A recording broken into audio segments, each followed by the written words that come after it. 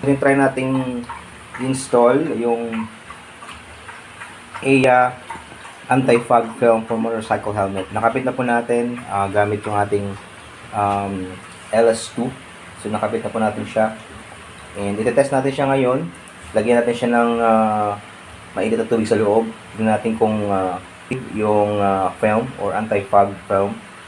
So problema ko lagi pag nagmumotor, pag madaling araw, pag malamig, yung hininga ko or yung nagpa-fog yung lens ng helmet. So bumili ako ng fog film, anti-fog film para at least protected tayo kahit na maulan.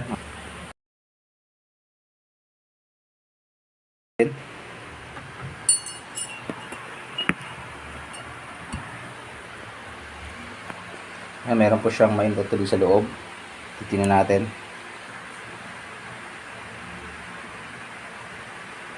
Kung magkakaroon ng fog paligid.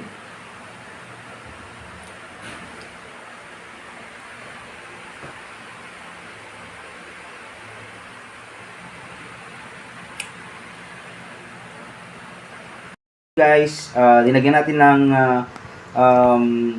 mainit na tubig sa loob after ko na-install yung fog film or anti-fog film. Kita mo yung mga namumuo sa gilid, yung parang nagpa-fog, yung usok. Akin yung makikita yan, yung ganyan, yung pumuputi, ayan yung fog. Pero sa gitna, wala kayong makitang parang usok na namumuo. Galing, di ba? So, ayan. Sobrang solid yung film na to and nakakatuwa kasi for sure pag maulan and malamig and of course possible na magkaroon ng fog and lagi siya nagpo-fog pag madaling araw pag nagmumotor ako. So para sa safety rin, so hindi ka na wala na masyadong hindrance sa pag mumotor mo kasi malinaw mo makikita yung kalsada. So solid. Thank you sa seller.